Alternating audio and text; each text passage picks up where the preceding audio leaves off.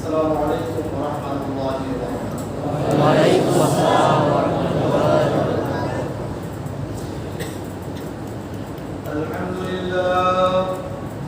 الحمد لله الذي خلق السماوات والأرض وما بينهما وما تحت الثرى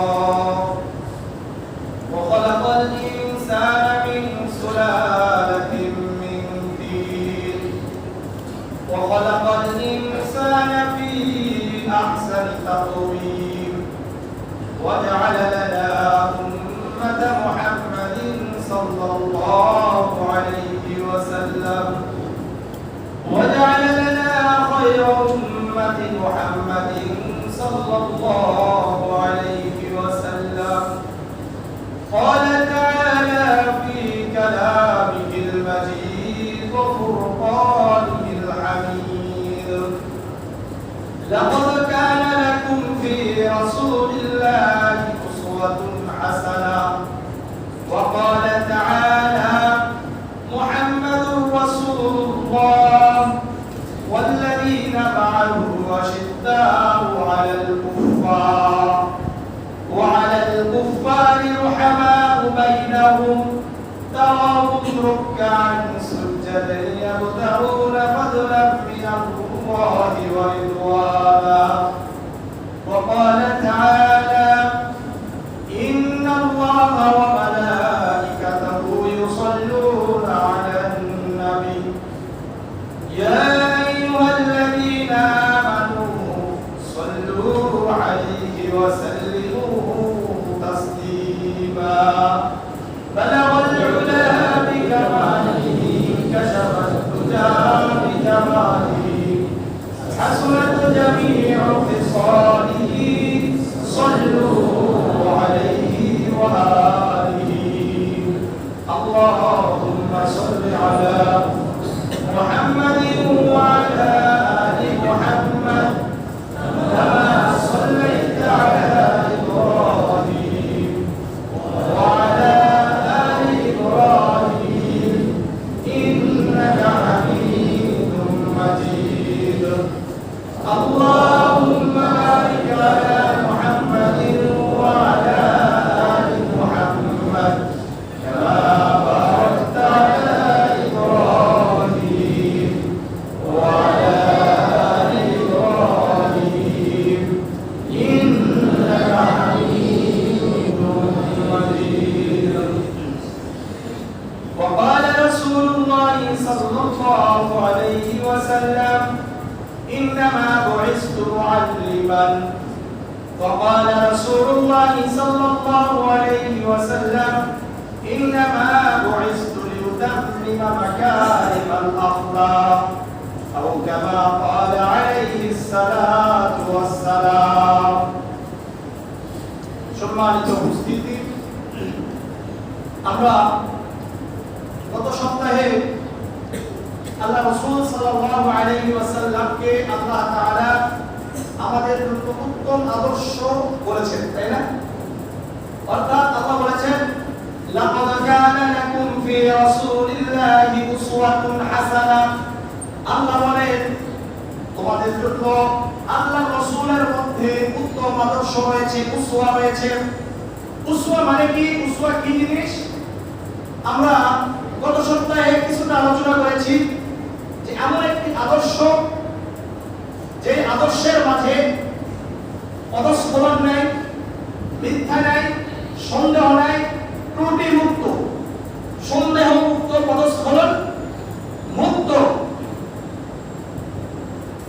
এটাকে কি বলা হয়? উসওয়া বলা হয়। কি বলা হয়? উসওয়া বলা হয়। এই উসওয়া বলার কারণ কি? কয়টা বলেছি? চারটা বলেছি। কারণ হলো আমাদের রাসূলের জীবন হলো সামগ্রিক জীবন। কি জীবন? সামগ্রিক জীবন। 2 নম্বর হলো পূর্ণাঙ্গ জীবন। 2 নম্বর পূর্ণাঙ্গ। 3 নম্বর ঐতিহাসিকভাবে সংরক্ষিত। 4 নম্বর বাস্তব জীবন। কি জীবন? বাস্তব জীবন। অর্থাৎ এমন নয় যে রাসূলের যুগে হয়েছে বা রাসূল করেছেন, বর্তমান এমন অথবা রাসূল বলেছেন এটা বর্তমান কোন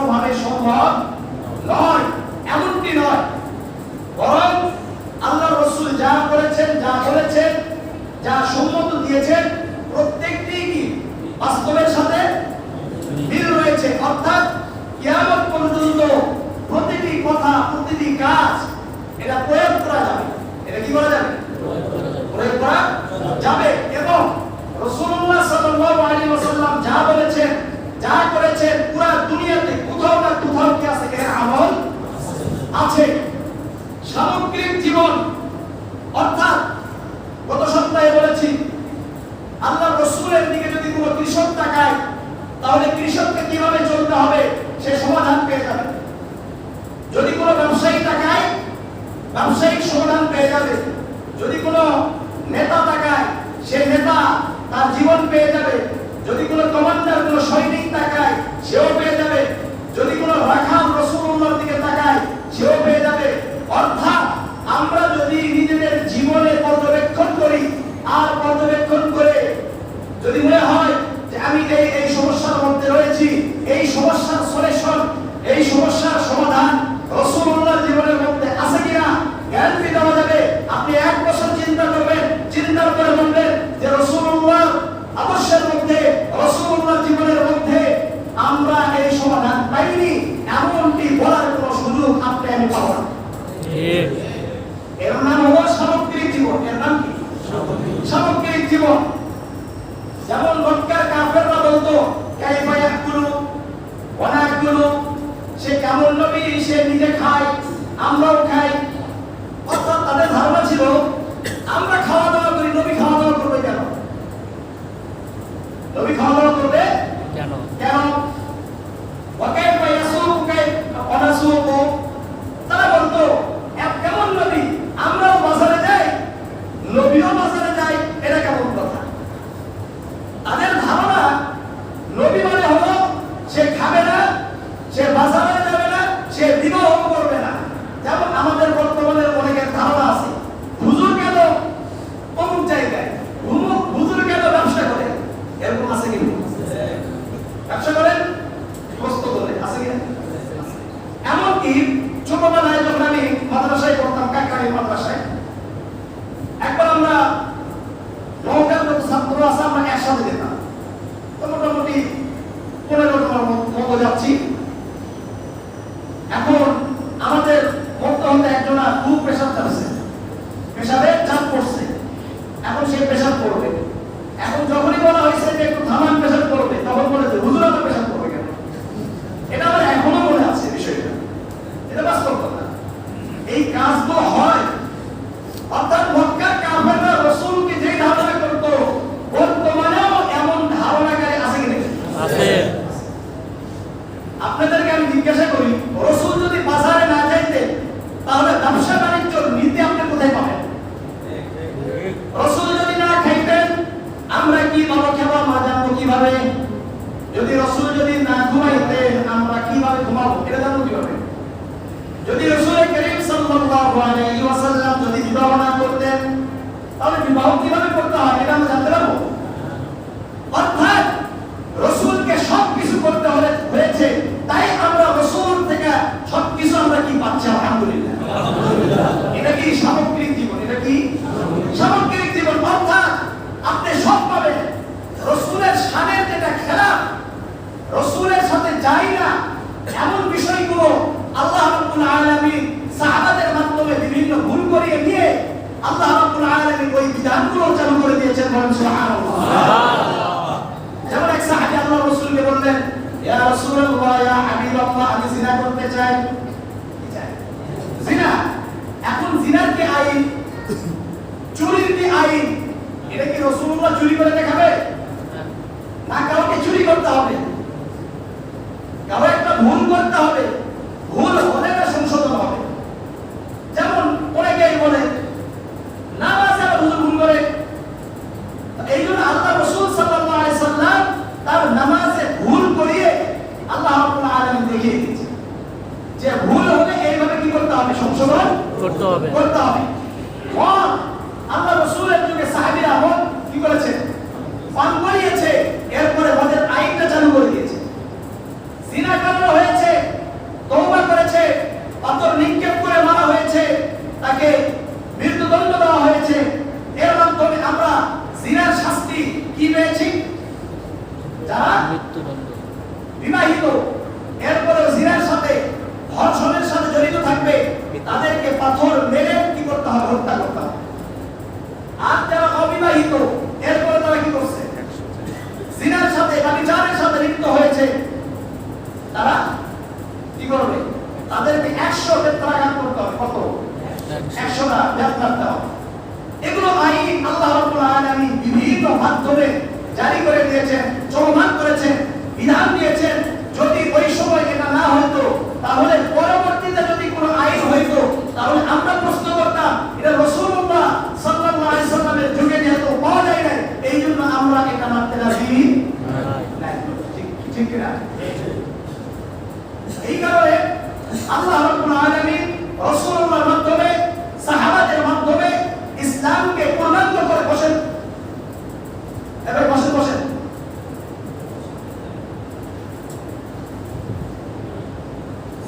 পূর্ণাঙ্গ জীবন এটা দিয়েছেন, পূর্ণাঙ্গ জীবন এটা দিয়ে দিয়েছেন। এই জন্য সামগ্রিক জীবন, পূর্ণাঙ্গ জীবন আল্লাহ রাব্বুল আলামিন পূর্ণাঙ্গ জীবন দিয়ে আল্লাহ বলেন, আল-ইয়াওমা আকমালতু লাকুম দীনাকুম ওয়া আতমামতু আলাইকুম নি'মাতি ওয়া রাদিতু লাকুম আল-ইসলাম দীনা। আজকে আমি পরিপূর্ণ করে দিলাম, আজকে আমি আমার দিনকে পরিপূর্ণ করে দিলাম, অর্থাৎ পূর্ণাঙ্গ দিয়ে দিয়েছে। সংরক্ষিত জীবন ঐতিহাসিকভাবে আমি গত সপ্তাহে বলেছি যে রাসূলুল্লাহ সাল্লাল্লাহু আলাইহি সাল্লামের পুরো জীবন যদি আমরা আলোচনা করি, প্রত্যেকটি আলোচনা আমরা রেফারেন্স ভিত্তিক করতে পারবো। আলহামদুলিল্লাহ, আলহামদুলিল্লাহ। এমন কোনো ব্যক্তি নাই যার আলোচনা করতে গিয়ে আপনি রেফারেন্স ভিত্তিক আলোচনা করতে পারবেন, এটা সম্ভব না। একমাত্র ব্যক্তি নাম কি? মুহাম্মদুর রাসূলুল্লাহ সাল্লাল্লাহু আলাইহি ওয়াসাল্লামের পুরো জীবনীটা রেফারেন্স ভিত্তিক, দলিল ভিত্তিক, সংরক্ষিত একটা জীবন। সুবহানাল্লাহ, সুবহানাল্লাহ। এবং বাস্তবসম্মত, কি সম্মত? বাস্তবসম্মত। অনেকে বলে এটা ওই কালে ছিল, এই কালে না, করা যাবে না, এটা বলার কোনো সুযোগ নাই। আপনি প্রতিটা সেক্টরে সেক্টরে রাসূলুল্লাহর জীবন আদর্শকে বাস্তবায়ন করা সম্ভব। আর রাসূলুল্লাহর জীবনকে বাস্তবায়ন করলেই একমাত্র আমরা দুনিয়াতেও শান্তি পাবো আর আখিরাতেও মুক্তি পেয়ে যাবো। আজকে আমাদের সমস্যার সমাধানগুলো হচ্ছে না কেন? কারণ আমরা রাসূলুল্লাহর জীবন থেকে সরে আসছি। ঠিক কিনা? ঠিক। অনেকে বলে যে হুজুর সুদ না দিলে, ঘুষ না দিলে কিভাবে চলবো? এরকম আছে, এরকম বহু মানুষ আছে। সুদ না দিলে কেমন করে চলবো, ঘুষ না দিলে কেমন করে চলবো, এরকম ব্যক্তি আছে কিনা? এটা কি চলে? বলেন, যারাই সুদ দিয়েছে, যারাই অমুক জায়গা থেকে লোন নিয়েছে, নেওয়ার পরে সে কি সুখে আছে না অশান্তির মধ্যে আছে? কেউ বলতে পারবে সে সুখের মধ্যে আছে, কেউ সুখের মধ্যে নাই, সবাই অশান্তির মধ্যে আছে। আমাদের কাছে বহু মানুষ এসে বলে যে হুজুর খুব সমস্যার মধ্যে আছে। কি জন্য? যে লোন নেওয়া আছে। কি যে হয়, মৃত্যুর আগে আগে শোধ করতে পারি কি পারি না আল্লাহ জানে। এরকম ব্যক্তি আছে। এই জন্য রাসূলুল্লাহ সাল্লাল্লাহু আলাইহি সাল্লামের এই জীবনটা, এই পুরো সামগ্রিক জীবনটা, আল্লাহ রাসূল সাল্লাল্লাহু আলাইহি সাল্লামের এই বৈশিষ্ট্যগুলো, আল্লাহ রাসূলের যে সাহাবীরা ছিলেন, এই সাহাবাদের মধ্যে, সব সাহাবীদের মধ্যে কিছু কিছু কি হয়ে গেছে, ট্রান্সফার হয়েছে, অর্থাৎ তাদের ভিতরে ঢুকে গেছে। বলেন সুবহানাল্লাহ, সুবহানাল্লাহ। আল্লাহ রাসূলের অনেক গুণ ছিল, তার মধ্যে 4টা গুণ। সবচেয়ে বড় কয়টা গুণ? 4টা গুণ। এই 4টা গুণকে বোঝার জন্য এই 4টা গুণে বেশি গুণান্বিত হয়েছে আল্লাহ রাসূলের 4 সাহাবী। কয় সাহাবী? 4 সাহাবী। খোলাফায়ে রাশিদিন, অর্থাৎ 4 সাহাবীর মধ্যে যদি আমরা বিবেচনা করি, তাহলে রাসূলুল্লাহ সাল্লাল্লাহু আলাইহি ওয়াসাল্লামের জীবনকে বোঝা সহজ হয়ে যাবে। সুবহানাল্লাহ, সুবহানাল্লাহ। 4 সাহাবীর নাম কি? আবু বকর সিদ্দিক রাদিয়াল্লাহু তাআলা আনহু, উমর রাদিয়াল্লাহু তাআলা আনহু, উসমান রাদিয়াল্লাহু আনহু, আর আলী রাদিয়াল্লাহু আনহু। আল্লাহ রাসূলের মধ্যে নম্রতা ছিল, ভদ্রতা ছিল, সত্যবাদিতা ছিল। আর এই নম্রতা, ভদ্রতা আর এই সত্যবাদিতা সবচাইতে বেশি, এই গুণটা, এই মহৎ একটা বড় একটা গুণ আল্লাহ রাসূলের সাহাবী হযরত আবু বকর সিদ্দিক রাদিয়াল্লাহু তাআলা আনহুর মধ্যে সবচাইতে বেশি পরিলক্ষিত হয়েছে। বলেন সুবহানাল্লাহ, সুবহানাল্লাহ।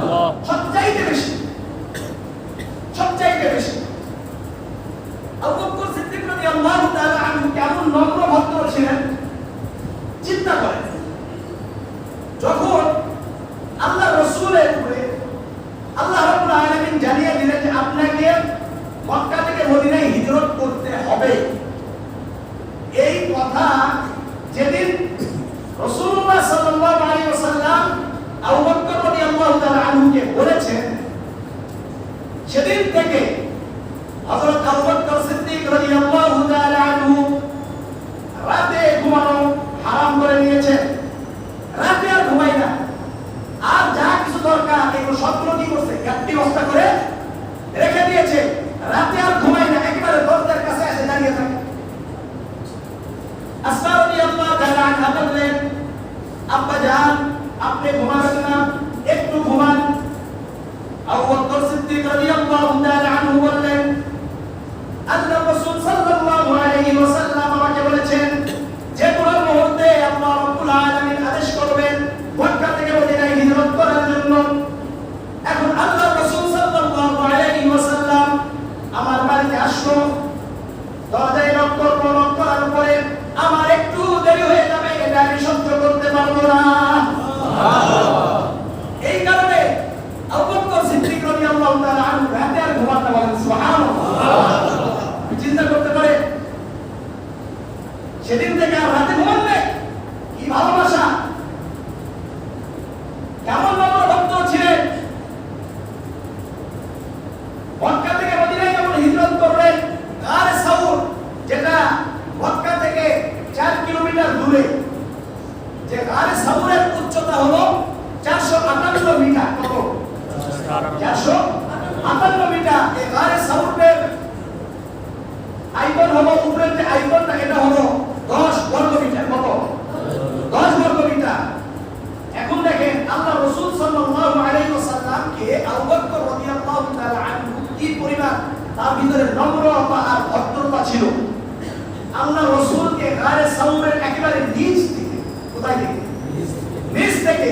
যেহেতু আল্লাহ রাসূল যদি হেঁটে যান তাহলে রাসূলুল্লাহ সাল্লাল্লাহু আলাইহি ওয়াসাল্লামের পা মুবারকের ছাপ কোথায় পড়বে?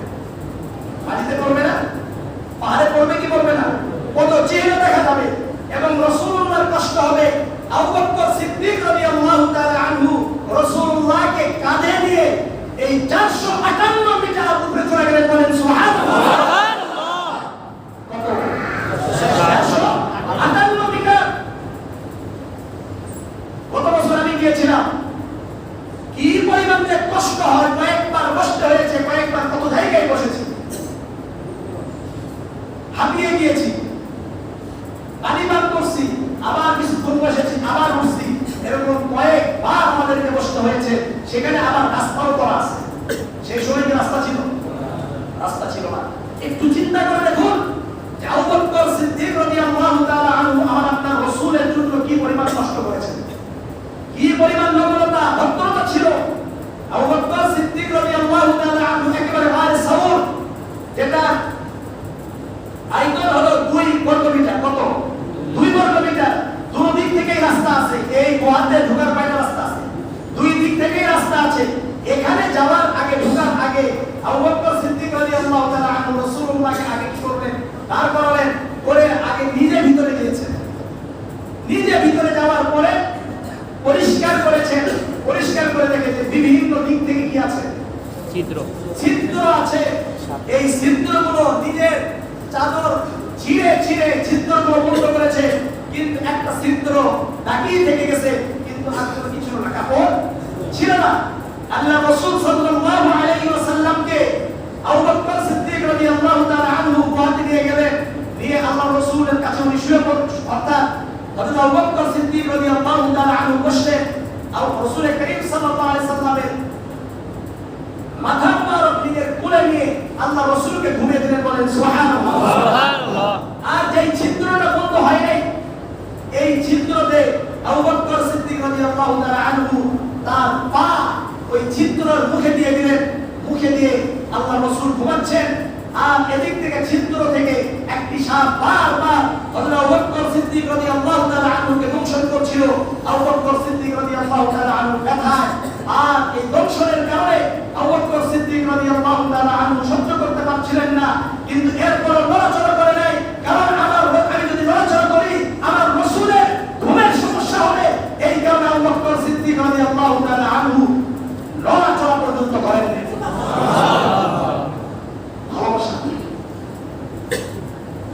যখন একেবারে টিকতে পারেন নাই, চোখ দিয়ে অশ্রু ঝরা শুরু হলো, তখন আল্লাহ রাসূলের কপাল মুবারকে হযরত আবু বকর সিদ্দিক রাদিয়াল্লাহু তাআলা আনহু পানি যখন পড়লো, চোখের পানি পড়ছে, আল্লাহ রাসূল জাগ্রত হয়েছেন। আল্লাহ রাসূল সাল্লাল্লাহু আলাইহি ওয়াসাল্লাম বললেন, তুমি কি ভয় পাচ্ছ, তুমি কি চিন্তা করছো? তুমি কোনো চিন্তা করো না, আল্লাহ আমাদের সাথে রয়েছে। সুবহানাল্লাহ। লা তাহজান ইন্নাল্লাহা মা'ানা, সূরা তাওবা ৪৫ নম্বর আয়াতে আছে, ইযহুমা ফিল গারি ইয়াকুলু লিসাহিবিহি লা তাহজান ইন্নাল্লাহা মা'ানা। এই আয়াতগুলো দেখলে আপনারা স্পষ্ট হবে আপনাদের কাছে।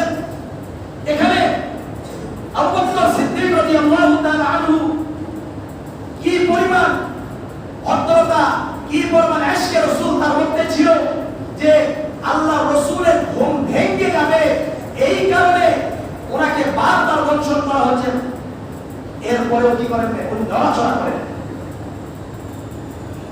চিন্তা করতে হবে বিষয়টা।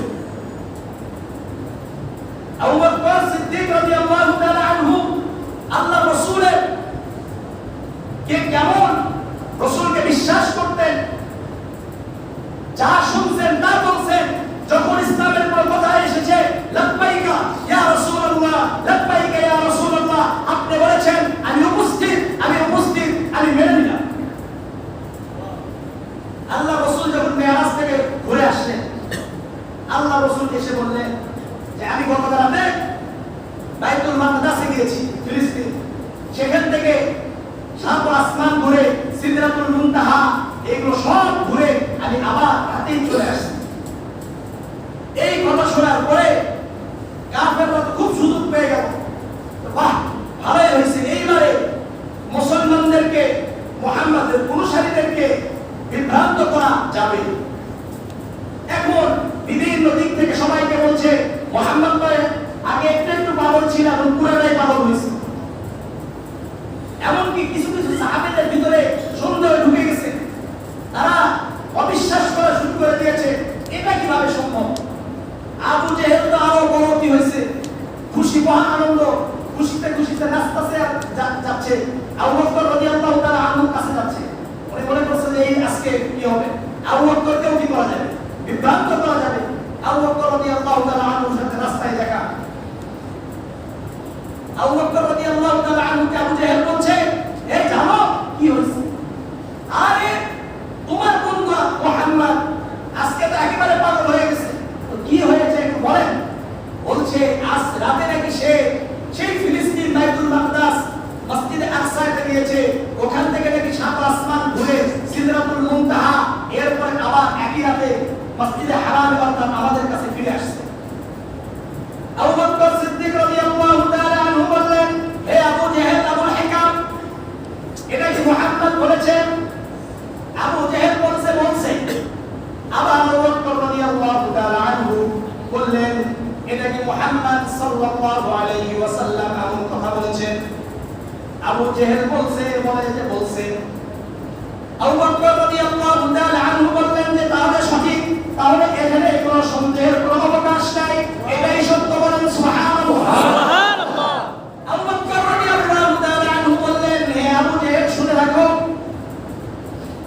মুহাম্মদ যদি আমার চোখের সামনে একটি কালো কাপড় রেখে এসে বলে, কালো কাপড় রেখে বলে এটা সাদা কাপড়, আমার চোখ বলছে এটা কালো কাপড়, কিন্তু মুহাম্মদ কি বলছেন?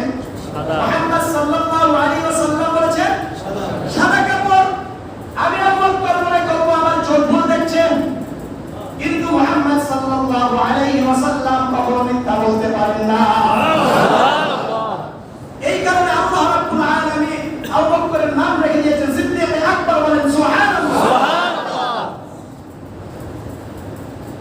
আল্লাহ রাসূলের সাহাবাদের মাঝে কেমন ছিল মানার যোগ্যতা, এই জন্য কবি বলে, দুনিয়া में सदाकत में तेरा नाम रहेगा, सिद्दीक तेरा नाम, सिद्दीक অর্থাৎ দুনিয়াতে যতদিন সত্য থাকবে, সত্যবাদী থাকবে, আবু বকর সিদ্দীক রাদিয়াল্লাহু তাআলা আনহুর নাম জলজল করে জ্বলে থাকতে, বলেন সুবহানাল্লাহ। এবং তাদের নামকে সাইনবোর্ড হিসাবে আমরা আজকে পুরো দুনিয়াতে চলছি, বলেন ঠিক কি না? আজকে আমরা কোরআন হাদিস যদি আমাদের মূলমত হয় তাহলে মানতে রাজি আছি,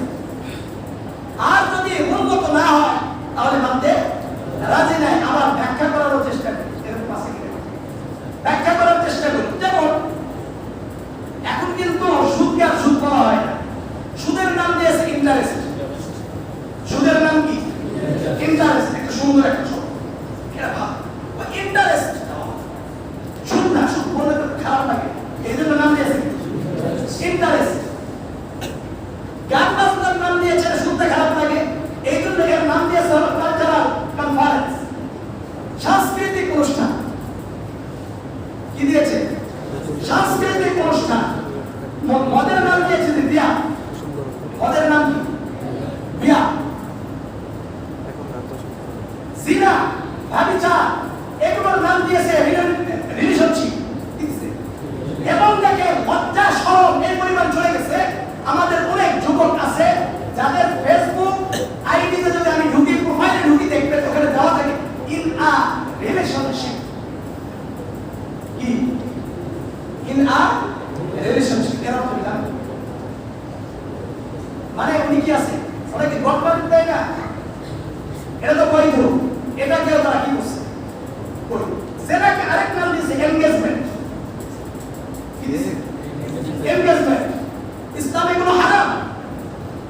আপনার এনগেজমেন্ট এটা হলো ইহুদি খ্রিস্টানদের কালচার। যেমন ধরেন একটা ছেলে একটা মেয়ের হাত ধরতে পারবে বিবাহের আগে? না। এনগেজমেন্টে কি করা হয়? হাত ধরে হয়ে যায়। হাতটা নিয়ে তারপরে কি করা হয়? হ্যান্ডটি পরানো হয়। কথাটা বুঝেন? দ্বিতীয় বিষয় হলো এনগেজমেন্টের পর থেকে তারা একে অপরের সাথে দেখা সাক্ষাৎ করা, দুই পক্ষের দুই বাড়ি থেকে এটাকে বৈধ করে এবং বিভিন্ন জায়গায় তারা একসাথে ঘুরে একসাথে চলাফেরা করে, কারণ তাদের বিবাহ হবে। বিবাহ হবে একটা জিনিস, বিবাহ না হওয়া আরেকটা জিনিস। আপনার বিবাহ হবেই, এটা আপনি কিভাবে নিশ্চিত হলেন? আর বিবাহ হবেই হোক না কেন, বিবাহ যতক্ষণ পর্যন্ত কবুল হবে না ততক্ষণ পর্যন্ত একে অপরের জন্য কি হালাল? না হারাম? হারাম। কথা বলেন হারাম। কিন্তু আমাদের সমাজে এনগেজমেন্ট আছে কি নাই? আছে। পরিবারে পরিবারে আছে কি নাই? আছে। মাথায় টুপি দিয়ে ঘরে এরকম বাড়িতে বাড়িগুলোতে এনগেজমেন্ট আছে কি নাই? আছে। এবং এটাকে বৈধ করে করা হয় কি হয় না? কিন্তু ইসলাম এটা ডাইরেক্ট কি হারাম। এনগেজমেন্ট ডাইরেক্ট হারাম, এখানে কোনো সুযোগই নেই। কোন আলেম কোনোভাবে এটাকে ফতোয়া দিয়ে জায়েজ করতে পারবে না। বহু কারণ আছে, কিন্তু এর নাম দিছে, এর নাম কি? এনগেজমেন্ট।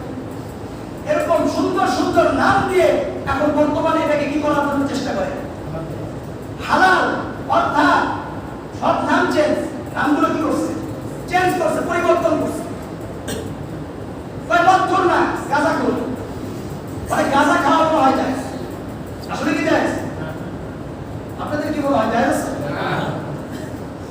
সুতরাং আল্লাহ রাসূলের সাহাবাদের মাঝে আবু বকর সিদ্দিক রাদিয়াল্লাহু তাআলা আনহুর মাঝে এই বিষয়টা ছিল যে যখন যা শুনছে সঙ্গে সঙ্গে মেনে নিয়েছেন, বলেন সুবহানাল্লাহ। এবং আবু বকর সিদ্দিক রাদিয়াল্লাহু তাআলা আনহুর মাঝে সবচাইতে বড় বিষয়টা হলো আল্লাহ রাসূল যখন আবু বকর সিদ্দিক রাদিয়াল্লাহু তাআলা আনহুকে দাওয়াত দিয়েছেন, বিন্দুমাত্র সেকেন্ডের জন্য, মুহূর্তের জন্য আবু বকর রাদিয়াল্লাহু তাআলা আনহু চিন্তা করেন নাই, বরং রাসূলুল্লাহ দাওয়াত দিতে দেরি আল্লাহ রাসূলের এই সাহাবী হযরত আবু বকর সিদ্দিক রাদিয়াল্লাহু তাআলা আনহু কবুল করতে দেরি হয় না। সুবহানাল্লাহ। এইজন্য আমাদেরকে সাদাকাতের মধ্যে, সত্যতার মধ্যে কাকে অবলম্বন করতে হবে? নম্রতা, ভদ্রতা জন্য কাকে অবলম্বন করতে হবে? কাকে অনুসরণ করব? কথা বলে না। আবু বকর সিদ্দিক। হযরত আবু আবু বকর বকর সিদ্দিক রাদিয়াল্লাহু তাআলা আনহু। পারবো ইনশাআল্লাহ? ইনশাআল্লাহ। আরেকটা গুণ আল্লাহ রাসূলের ছিল, সংক্ষিপ্ত বলছি। সত্যের পক্ষে অটল, কঠোর আর মিথ্যা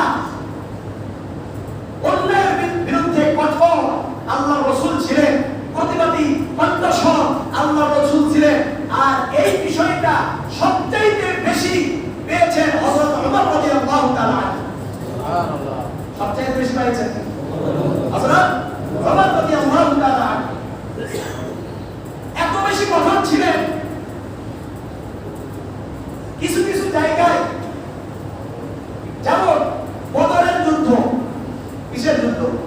বদরের যুদ্ধ যখন সংগঠিত হলো, শেষ হয়ে গেল, কাফেরদের মধ্য হতে 70 জন কি হয়েছে? নিহত। আর 70 জন বন্দী হয়েছে। এই 70 জনকে কিভাবে ছাড়া হবে বা কি করা হবে এ নিয়ে পরামর্শ চলছিল, মশওয়ারা চলছিল। ওমর রাদিয়াল্লাহু তাআলা আনহু রায় ছিল যে এদেরকে হত্যা করতে হবে এবং হত্যার সিস্টেমটা এই কাফেরদের মধ্য হতে মুসলমানদের সাথে যাদের আত্মীয়তা সম্পর্ক আছে আত্মীয়কে কি করবে হত্যা করবে। কথাটা বুঝেন কি পরিমাণ কঠোর ছিলেন। অর্থাৎ তুমি ইসলামের বিরুদ্ধে তুমি বাবা হও না কেন, তোমাকে সামনে তুমি আমার রাসূলের বিরুদ্ধে কি করেছো, আঙ্গুল উঠাইছো, তোমাকে ছাড় দেওয়া যাবে না। এই বিষয়টা কার মধ্যে ছিল? হযরত ওমর রাদিয়াল্লাহু তাআলা। এটা তার ফয়সালা, অর্থাৎ তার রায় ছিল, তার পরামর্শ ছিল। হযরত ওমর রাদিয়াল্লাহু তাআলা আনহু যখন হুদাইবিয়ার সন্ধি হয়, উনি কাফেরদের বিরুদ্ধে এত বেশি কঠোর ছিলেন। আল্লাহর রাসূল যখন হুদাইবিয়ার সন্ধি করছিলেন, তখন ওমর রাদিয়াল্লাহু তাআলা আনহু বলছেন, আপনি কি সত্য নবী হন? আপনি যদি সত্য নবী হন তাহলে তাদের সাথে আবার সন্ধি কিসের? কোনো সন্ধির কোনো বিষয় নয়, এত কঠোর। একবার এক ইহুদি আর নামদারি মুসলমান, কি বলে নামদারি মুসলমানের আরেক নাম কি? জোরে বলেন, আরো জোরে, আরো জোরে, জোরে বলেন। নামদারি মুসলমান, এদের নাম কি? মুনাফিক। এরা কাফেরদের থেকে ভয়ঙ্কর না ভয়ঙ্কর না? ভয়ঙ্কর। একটি বিষয় নিয়ে আল্লাহ রাসূলের কাছে বিচারে গিয়েছেন, এক ইহুদি আর নামদারি মুসলমান মানে মুনাফিক গিয়ে আল্লাহ রাসূলের কাছে বিচার চেয়েছেন। তাদের সম্পর্কে আল্লাহ রাসূল সাল্লাল্লাহু আলাইহি ওয়াসাল্লাম জেনেছেন, জানার পরে ফয়সালা দিয়েছেন কার পক্ষে? ইহুদির পক্ষে আর মুসলমানের বিপক্ষে। যখনই এই ফয়সালা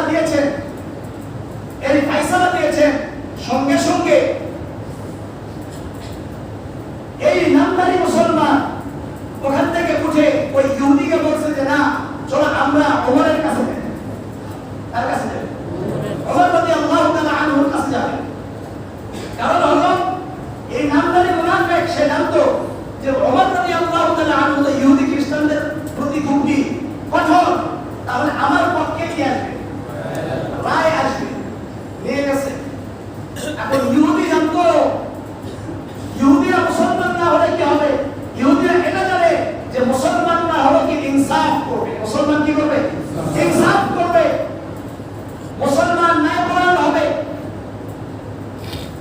যখন ওমর রাদিয়াল্লাহু তাআলা আনহুর কাছে বিচার নিয়ে গেছে, যাওয়ার পরে মুসলমান, এই যে নামদারি মুসলমান, সে বলছে, সঙ্গে সঙ্গে ইহুদিও কথা বলছে। ইহুদি বলছে যে আমরা কিন্তু রাসূলুল্লাহ সাল্লাল্লাহু আলাইহি ওয়াসাল্লামের কাছে এই ব্যাপার নিয়ে বিচার নিয়ে গিয়েছিলাম। আল্লাহ রাসূল সাল্লাল্লাহু আলাইহি ওয়াসাল্লাম এই ফয়সালা করেছেন। ওমর রাদিয়াল্লাহু তাআলা আনহু বললেন যে তোমরা দাঁড়াও, আমি একটু ভিতর থেকে আসি। ভিতরে গেছে, ভিতরে গিয়ে কি নিয়ে আসছে? তরবারি নিয়ে আসছে। এসে ওই নামধারী মুনাফিক মুসলমানকে কি করেছে? হত্যা করে দিয়েছে। বলেন সুবহানাল্লাহ। এই দিন থেকে ওমর রাদিয়াল্লাহু তাআলা আনহুর নামের সাথে আল ফারুক উপাধি লেগে গেছে। বলেন সুবহানাল্লাহ। ফারুক মানে কি? আল ফারক বাইন আল হক ওয়াল বাতিল, সত্য এবং মিথ্যার মাঝে পার্থক্যকারী। বলেন সুবহানাল্লাহ। সুবহানাল্লাহ। এটা হলো ওমর ছিলেন। এটা কে ছিলেন? ওমর ছিলেন। এইজন্য ওমর রাদিয়াল্লাহু তাআলা আনহুর মতো আমাদেরকেও সত্যের ব্যাপারে কঠোর থাকতে হবে। মিথ্যার বিরুদ্ধে, অন্যায়ের বিরুদ্ধে আমাদেরকে কঠোর ভূমিকা পালন করতে হবে। ঠিক আছে ইনশাআল্লাহ? ইনশাআল্লাহ। তারা কালেকশন করার জন্য ইনশাআল্লাহ কালেকশন শুরু করে দেন ইনশাআল্লাহ। এরপরে আরেকটি সিফাত, আরেকটি গুণ, আরেকটি গুণ আল্লাহ রাসূলের থেকে পেয়েছেন হযরত ওসমান রাদিয়াল্লাহু তাআলা আনহু। কে? হযরত ওসমান রাদিয়াল্লাহু তাআলা আনহু। মানে কি? দানশীলতা। কি বলেন? দানশীলতা, দান করা বেশি। এটা কার মধ্যে ছিল? হযরত ওসমান রাদিয়াল্লাহু তাআলা আনহুর মধ্যে সবচেয়ে বেশি ছিল। আপনারা এটা মনে করেন না যে তাহলে কি সাদাকাত দামরাত অন্য সাহাবীদের মধ্যে ছিল না, এমনটি নয়। বরং সকল সাহাবীর মধ্যে সকল বৈশিষ্ট্যগুলোই ছিল, কিন্তু এক একজন এক এক বৈশিষ্ট্যে কি হয়েছে? পরিচিতি লাভ করেছে। আর এটাই কি স্বাভাবিক অবস্থা। যেমন তাবুক যুদ্ধে হযরত আবু বকর সিদ্দিক রাদিয়াল্লাহু তাআলা আনহু, ওমর রাদিয়াল্লাহু তাআলা আনহু, ওসমান রাদিয়াল্লাহু তাআলা আনহু, তারা তাদের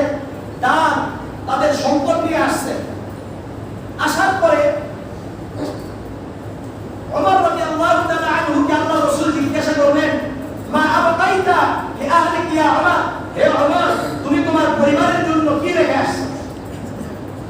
ওমর রাদিয়াল্লাহু তাআলা আনহু বললেন, ফাজিতু বিনিসবি মালি ইয়া রাসূলুল্লাহ ইয়া হাবিবাল্লাহ, আমার সম্পদের অর্ধেক সম্পদ আমি আপনার জন্য নিয়ে আসছি। বলেন সুবহানাল্লাহ।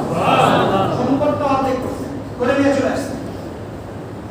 এরপরে আবু বকর সিদ্দিক রাদিয়াল্লাহু তাআলা আনহু আল্লাহর রাসূল জিজ্ঞাসা করলেন, ইয়া আবু বকর মা আবাকাইতা লি আহলি, হে আবু বকর, তুমি তোমার পরিবারের জন্য কি রেখে আসছো? আবু বকর সিদ্দিক রাদিয়াল্লাহু তাআলা আনহু বললেন, আবাকাইতু লাহুম আল্লাহু ওয়া রাসূলুহু। বলেন সুবহানাল্লাহ। আবু বকর বলেন, ইয়া রাসূলুল্লাহ ইয়া হাবিবাল্লাহ, আমি আমার পরিবারের জন্য আল্লাহ এবং আল্লাহর রাসূলকে রেখে এসেছি। সুবহানাল্লাহ। চিন্তা করতে পারেন তাহলে দান কি কম না বেশি? বেশি। এরপরেও সবচাইতে দানশীলতার মাঝে সবচাইতে বেশি পরিচিতি লাভ করেছেন কে? হযরত ওসমান রাদিয়াল্লাহু তাআলা আনহু। হযরত ওসমান রাদিয়াল্লাহু তাআলা আনহু ঘটনা বলে শেষ করব। একবার এই তাবুক যুদ্ধে ওসমান রাদিয়াল্লাহু তাআলা আনহু দান ছিল তার সম্পদের 3 ভাগের 1 ভাগ। কয় ভাগ?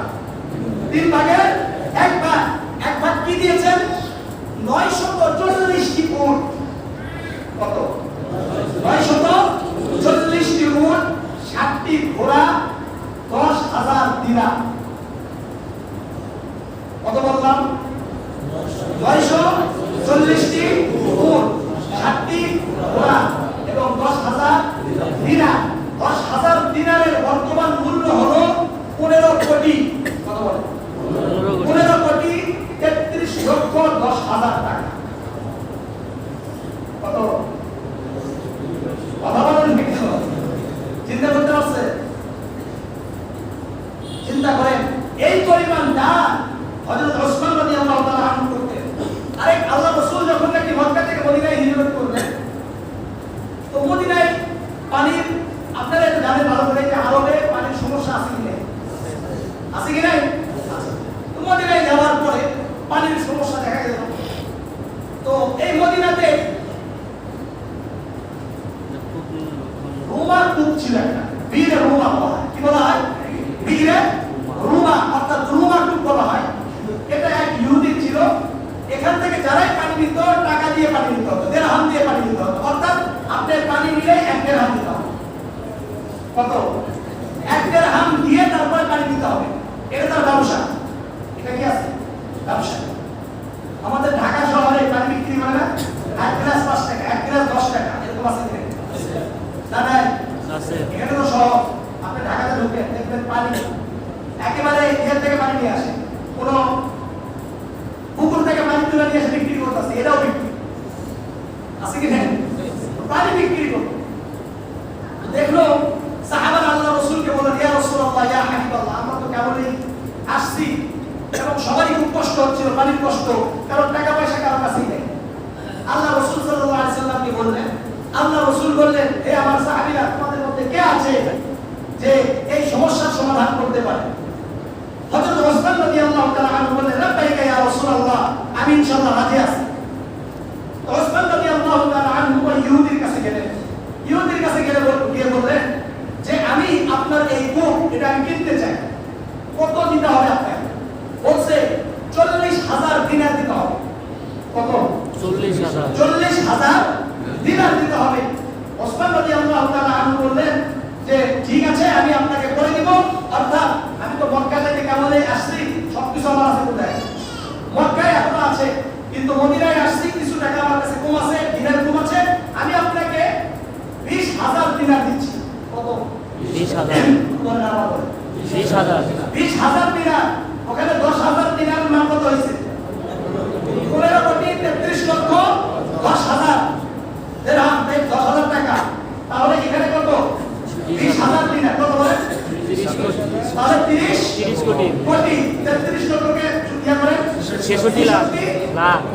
লাখ 20,000 টাকা 40। কিনছে। কি সিস্টেমে?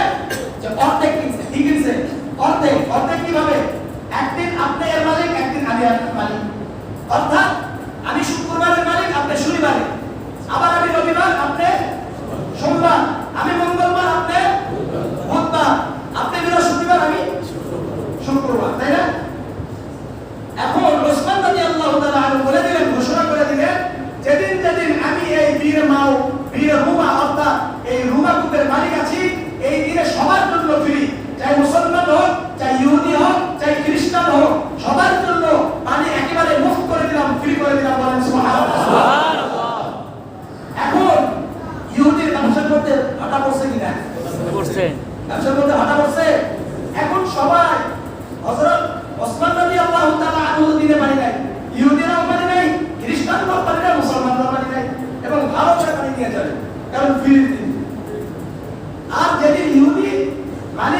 কেউ আসে না।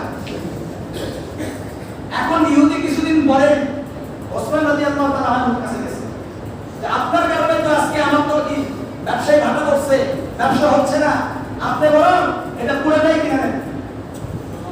বলেন সুবহানাল্লাহ। সুবহানাল্লাহ। পরবর্তীতে আরো 20,000 দিনার দিয়ে হযরত ওসমান রাদিয়াল্লাহু তাআলা আনহু এই পুরা টুকটাই কিনে নিয়েছেন। বলেন সুবহানাল্লাহ। সুবহানাল্লাহ। এখন হিসাব করেন, এখন হিসাব করলে কত আসবে? 45।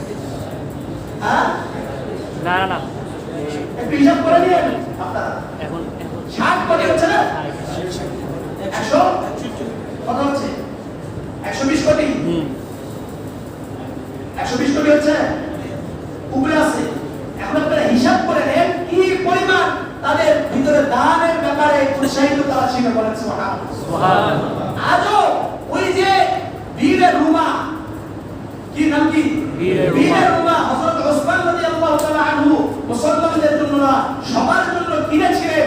ওটা বর্তমান সৌদি আরবের পানীয় উন্নয়ন বোর্ড হিসাবে কি হয়েছে? স্থাপিত হয়েছে। বলেন সুবহানাল্লাহ। সুবহানাল্লাহ।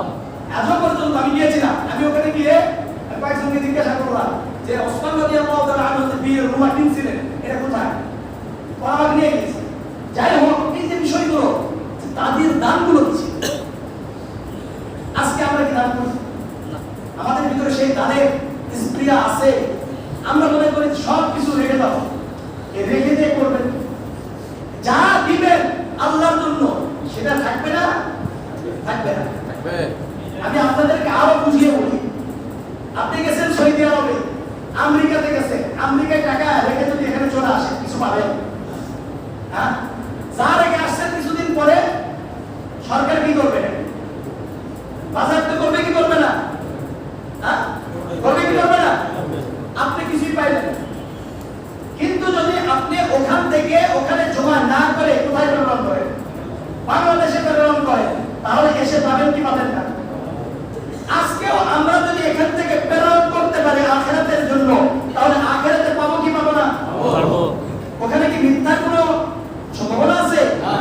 আরে ভাই, আমি আপনার অর্থাৎ সৌদি আরব থেকে, আমেরিকা থেকে, ইউরোপ থেকে টাকা পাঠাচ্ছি, এখানে ভুল হইতে পারে কি পারে না? পারে। পারে কি পারে না? আমার টাকা অন্য পথে মিস ইউজ হতে পারে কি পারে না? স্ত্রীর কাছে পাঠাইছেন, স্ত্রীর ওটা টাকা আরেকজনের সাথে চলে গেছে, এরকম হয় কি হয় না? বাবার কাছে পাঠাইছেন, বাবা এগুলো দিয়ে অন্য ভাইদের জন্য বানিয়েছেন, এরকম হয়েছে কি হয় নাই? ভাইদের কাছে পাঠাইছেন, ভাইরা নিজেদের নামে অর্থাৎ সম্পদ করছে আর আপনাকে ধোঁকা দিয়েছে, এরকম হয়েছে কি হয় নাই? হয়েছে কি হয় নাই? আল্লাহ এবং আল্লাহর রাসূল আমার আপনার সাথে প্রতারণা করবে না। এটা কার কার বিশ্বাস প্রতারণা করবে? বলে প্রতারণা করবে না, প্রতারণা করবে না। আল্লাহ আমাদেরকে দিবেন, জান্নাত দিবেন, এটা কার কার বিশ্বাস আছে? বিশ্বাস আছে? তাহলে এই যে মসজিদের কাজ, এগুলো হচ্ছে কি হয় না? মসজিদের জন্য দান করা লাগবে না? মসজিদে যারা যারা দান করবেন 10 লক্ষ টাকা দেন আর 5 লক্ষ টাকা দেন আর 5,000 টাকা 10,000 দেন।